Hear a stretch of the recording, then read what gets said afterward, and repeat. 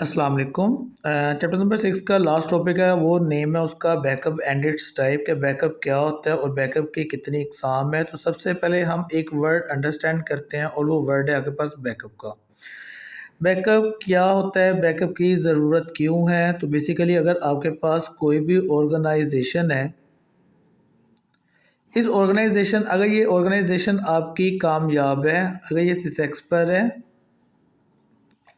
तो इस सिसेक्स की बैक पर इसका क्या होगा, इसी ऑर्गेनाइजेशन का डाटा होगा और वो डाटा इस ऑर्गेनाइजेशन के लिए बहुत इम्पोर्टेंट होगा। तो किसी भी ऑर्गेनाइजेशन के कामयाब और नाकाम होने में उसकी बैकएंड पर आपके पास उसका एक डाटा ही होता है। तो डाटा किसी भी ऑर्गेनाइजेशन के लिए बहुत अहमियत रखता है, बहुत अहम अहम होता है, किरदार अदा करता है। क्लास के अंदर अगर हमने इस बात को जज करना हो कि कौन सा बच्चा इंटेलिजेंट है, कौन सा बच्चा नॉर्मल है, कौन सा बच्चा थोड़ा सा वीक है, तो हम उससे बातचीत करते हैं, हम उसके लहजे से, हम उसके बात करने के स्टाइल से, हम उसके मार्क्स से इस बात को जज करते हैं कि ये जो स्टूडेंट है वो कैसा होगा, ये इंटेलिजेंट बेस में कितना अच्छा है, ये आपका नॉर्मल कैटेगरी में कहाँ पर लाई कर रहा है एंड सो ऑन। तो कहते हैं कि फ़र्ज़ किया किसी भी ऑर्गेनाइजेशन में अगर आपके पास कोई डाटा है, तो डाटा अगर आपका लॉस हो जाए, अगर फॉर एग्जांपल जैसे हमने लास्ट टाइम एक टॉपिक पढ़ा था सिक्योरिटी थ्रेट का, और इस थ्रेट के अंदर हमने दो तरह की बात की थी। एक थे आपके पास इंटेंशनल थ्रेट और दूसरे थे आपके पास अनइंटेंशनल थ्रेट।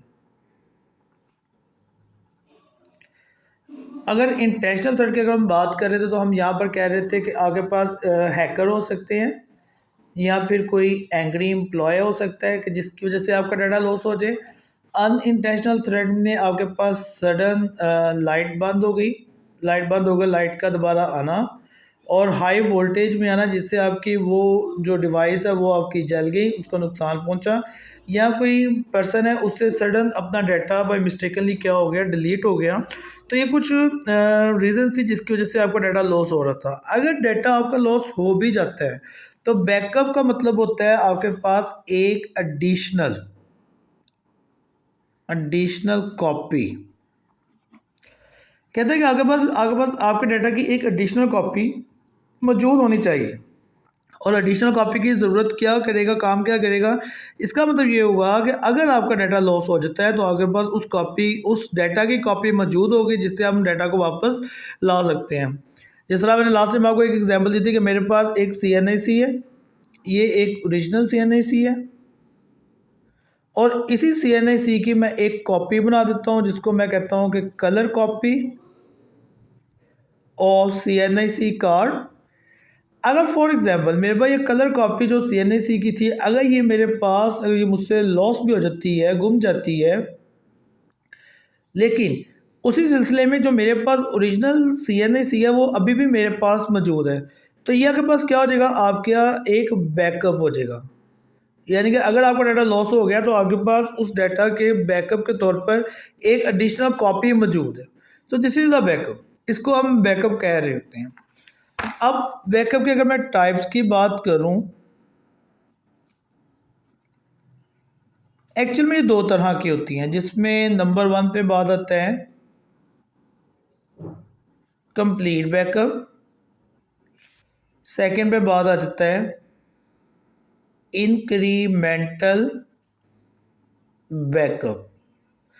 कंप्लीट बैकअप नाम पर पूरा फोकस करें, कंप्लीट बैकअप इसका मतलब ये हुआ कि अगर एक्चुअली ये कंप्लीट बैकअप आपका अप्लाई हो रहा है हार्ड पर, यानी हार्ड मतलब हार्ड डिस्क पर।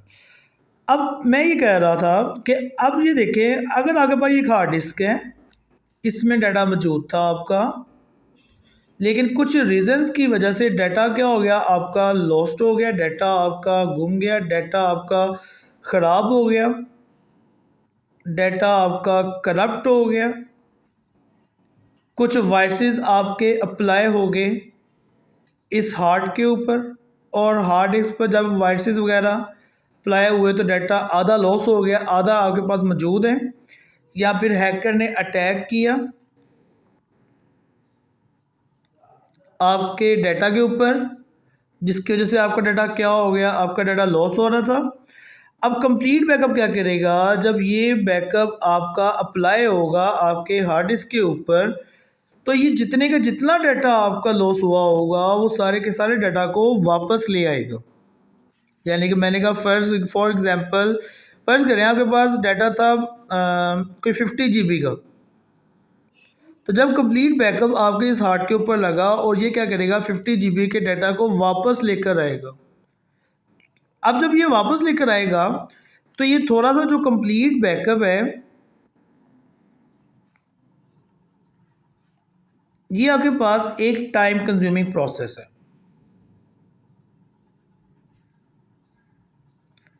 और ये आगे पास एक्सपेंसिव प्रोसेस है। एक्सपेंसिव से मुराद ये होगा क्योंकि 50 GB का डाटा आपका आ रहा है तो ये ज़्यादा इस पर कॉस्ट आएगी डाटा को वापस आने के लिए, ठीक है, ज़्यादा टाइम दरकार होगा, ठीक है, हमें वेट करना पड़ेगा, लेकिन इस सिलसिले में आपका डाटा वापस ज़रूर आ जाएगा। तो ये था आपके पास कंप्लीट बैकअप।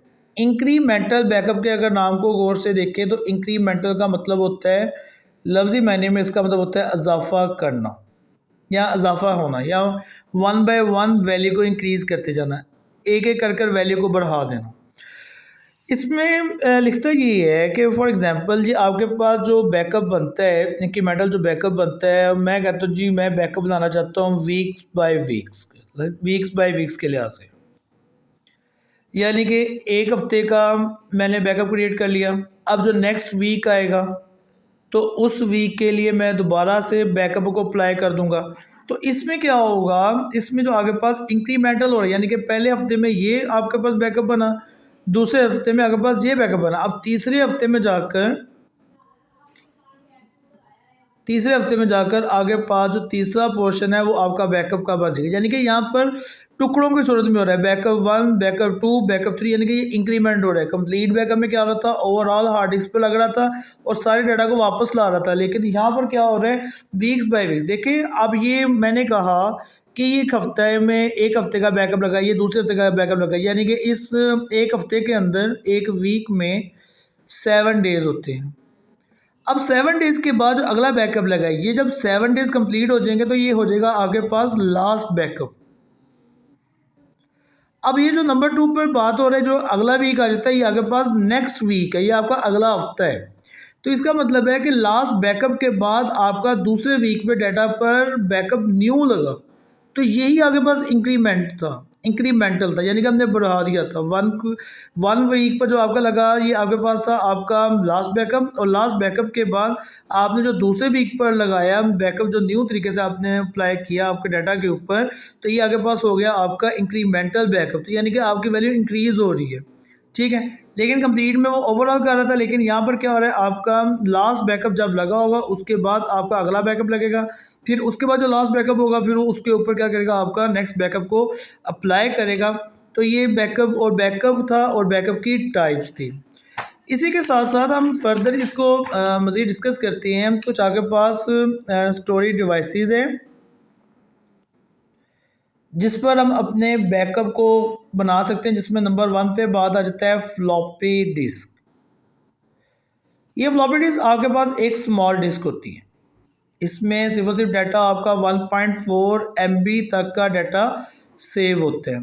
ये एक छोटी सी आपके पास डिवाइस है, इसमें डाटा आपके पास स्मॉल सेव होगा, ठीक है। एक ये आपके पास स्टोरेज डिवाइस है। सेकंड पर बात आ जाती है आपके पास आपके मैग्नेटिक टेप की। ये पुराने ज़माने के अंदर आपके पास एक ब्लैक कलर की सीडी वगैरह होती थी, इसके अंदर 2 रील्स हुआ करती थी और इन रील्स के ऊपर ब्राउन कलर का रिबन होता था, ठीक है, जो कि अप्लाई होती थी आपके वीसीआर में। वीसीआर में आप इसको क्या करते थे, डालते थे, तो डालने के बाद ये आपके पास जो टेप थी ये चलती थी और यहाँ से ब्राउन कलर का जो रिबन था वो आपका मूव करता था, ठीक है। तो दूसरा मेथड ये है कि आप इसके अंदर डाटा को स्टोर कर लो और ये आपका एक लार्ज डाटा को स्टोर कर सकता है। तीसरी टाइप आ जाती है आपके पास CD stands for compact disc. अब ये कंपैक्ट डिस्क भी क्या कर रहा है, लार्ज डाटा को स्टोर कर सकता है। यानी कि ये आपके बैकअप की फाइल्स हैं। ये बैकअप हम किस किस डिवाइसेस पर हम बना सकते हैं, बेसिकली ये उसका बता रहा है। और लास्ट में बात आ जाती है आपके पास USB, यूनिवर्सल सीरियल बस। ये एक्चुअली आपके पास एक पोर्ट है, ये आपके पास ये एक डिवाइस है। एक्चुअली इसका नेम है यूनिवर्सल सीरियल बस। अब ये एक डिवाइस है जो कि क्या करती है, डाटा को स्टोर करती है। अब ये डिपेंड करता है आपकी यूएसबी की कैपेसिटी के ऊपर कि उस यूएसबी में कितनी की आपके पास यूएसबी की है, वो इधर 4 की है, वो इधर आपके पास 16 GB की है। तो ये आपकी डिपेंड करती है उसकी कैपेबिलिटी के ऊपर, उसकी कैपेसिटी के ऊपर। जितनी की यूएसबी की स्पेस होगी उतना ही डाटा उसके अंदर स्टोर होगा। आज के डे के अंदर हमने क्या डिस्कस किया, हमने एक टॉपिक पढ़ा बैकअप की डेफिनेशन, उसकी टाइप्स, और वो हमने स्टोरेज डिवाइसेस देखी जहाँ पर जाकर आपका जो डाटा होता है वो क्या होता है, आपका स्टोर हो सकता है। आज के लेक्चर में बेटा अगर कोई प्रॉब्लम हुआ तो आपने लाजमी पूछ लेना है। फर्दर इसी के साथ साथ जो आपका ये होमवर्क है ये आप मुझे लिख कर सेंड कर देना है। और लास्ट पर मैं अगेन जब बात करूँगा, अगर कोई क्वेश्चन हुआ तो आप क्वेश्चनिंग कर सकते हैं, पूछ लीजिएगा, तो मैं आपको दोबारा कॉन्सेप्ट उसका क्लियर करवा दूँगा। तब तक के लिए बेटा अल्लाह हाफिज़, अपना ख्याल रखिएगा और काम को लाजमी अपने करना है। ओके बेटा, अल्लाह हाफिज़।